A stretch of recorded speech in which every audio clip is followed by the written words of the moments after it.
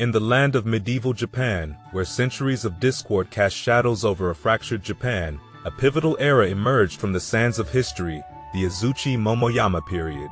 Shrouded in the echoes of unification and whispered ambitions, this brief yet transformative chapter unfolded between 1568 and 1600. The tale began in the aftermath of the Muromachi period, a turbulent epoch marked by the elusive control of the Ashikaga shoguns and the haunting specter of the Onin War. A warlord named Oda Nobunaga, with an ambition as vast as the sprawling landscapes of central Japan, gradually etched his path to supremacy. His journey, fueled by sieges, battles, and the delicate dance of diplomacy, saw its zenith in 1568 when he seized the capital, Heiankyo, and exiled the last Ashikaga shogun, Ashikaga Yoshiaki, in 1573. With the echoes of triumph still resonating, Nobunaga unfurled a new chapter in 1579.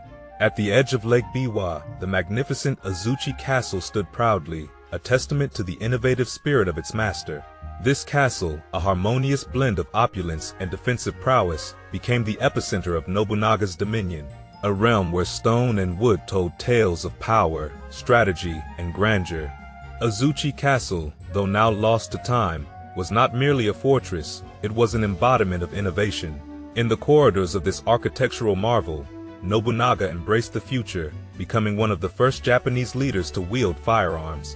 A legion of 3,000 musketeers, orchestrated like a symphony, unleashed a relentless volley of fire, a deadly dance of progress on the battlefield. Each warrior, from foot soldier to musketeer, clad in full suits of armor, stood as a testament to Nobunaga's pioneering vision. Nobunaga's realm expanded not only through the might of his armies, but also through strategic governance. Loyal commanders were entrusted with the territories he conquered, while lands seized from defeated warlords were redistributed, weaving a tapestry of change and breaking the bonds of old loyalties. Yet, the dance of power is never a solitary endeavor. Toyotomi Hideyoshi, a gifted general, emerged as Nobunaga's successor, inheriting the mantle of unification. The story of Azuchi-Momoyama, however, bore witness to not only victories but also the flames of Azuchi Castle in 1582, an ephemeral setback. The phoenix of progress rose from its ashes, and the castle was rebuilt, a symbol of resilience. As the curtain fell on the Azuchi-Momoyama period, a new act began, one of succession conflicts. Tokugawa Ieyasu ascended, ushering in the Tokugawa shogunate in 1603. The stage was set for a new era, and the echoes of Azuchi-Momoyama lingered in the foundations of Japan's unified destiny. The demise of Oda Nobunaga cast a shadow over the realm he sought to unify, but the dance of power persisted. From the ashes of betrayal, Toyotomi Hideyoshi emerged as the vengeful harbinger of Nobunaga's legacy, and thus began a new chapter in the tapestry of Japan, the era of Momoyama.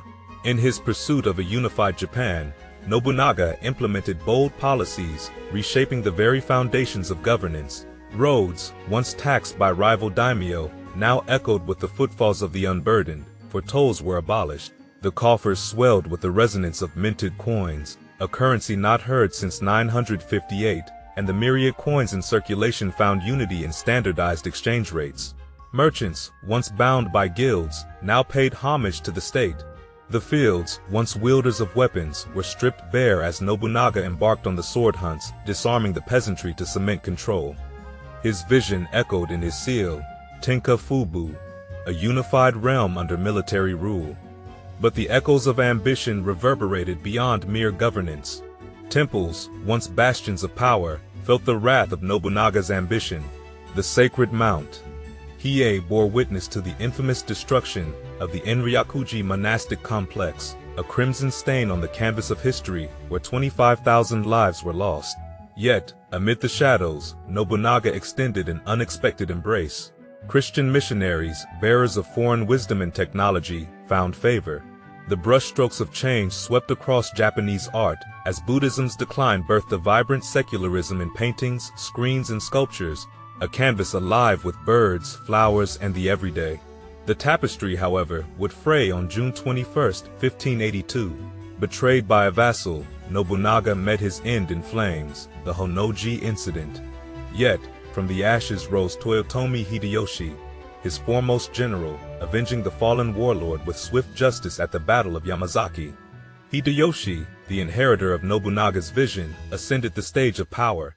His Momoyama Castle, perched on the Peach Mountain in Fushimi, became the nucleus of his dominion.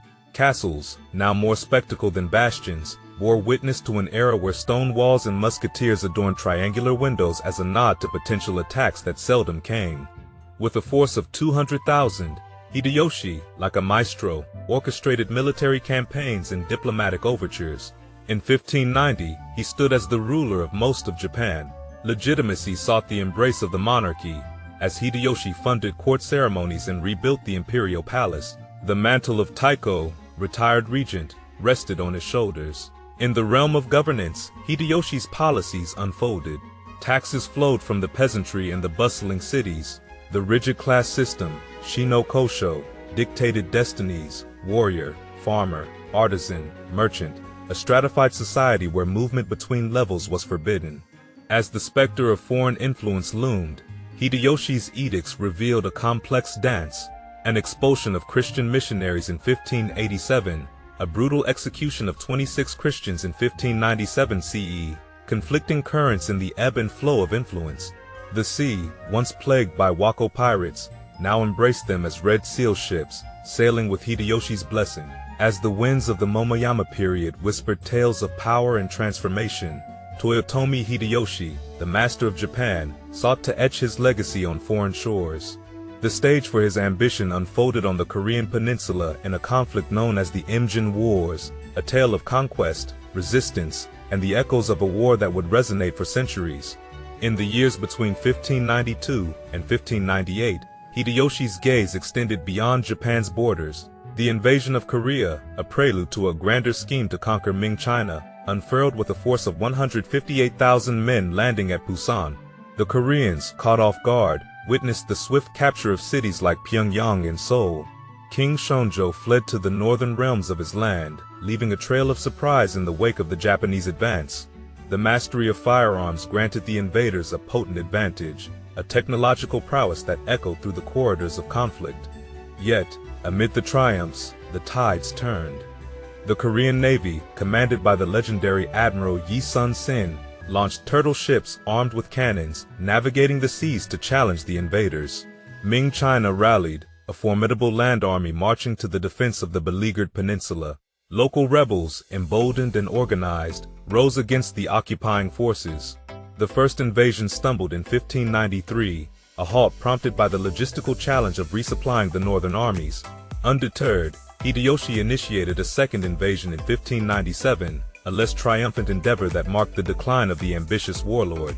With Hideyoshi's death in 1598, the Japanese forces withdrew, leaving scars of devastation and irreparable animosity. The Imjin Wars, one of the largest military endeavors in East Asia before the 20th century, left a trail of shattered lives, ravaged agriculture, and cultural treasures tarnished by the flames of conflict. The consequences rippled beyond the battlefield. Japan and Korea, once entwined in a complex dance of diplomacy and culture, now bore the scars of war. The Ming dynasty, drained of resources, faced the toll of financial ruin, hastening its eventual decline. In the wake of Hideyoshi's passing, the strands of power intertwined in a chaotic dance. 5 senior ministers vied for supremacy, plunging Japan into a power struggle. Among them emerged Tokugawa Ieyasu of the Matsudaira family, a familiar figure who had once challenged Hideyoshi in 1584. The Battle of Sekigahara in 1600 would be the crucible where Ieyasu secured his dominance, paving the way for the establishment of the Tokugawa shogunate in 1603. As the old adage whispered through the corridors of history, Nobunaga mixed the cake, Hideyoshi baked it, and Ieyasu ate it. The Edo period dawned, a chapter marked by the capital's shift to Edo, known today as Tokyo, a period of peace that would endure for 250 years. The echoes of ambition, conquest, and the pursuit of power lingered in the whispers of time, weaving a narrative that transcended borders and defined an era.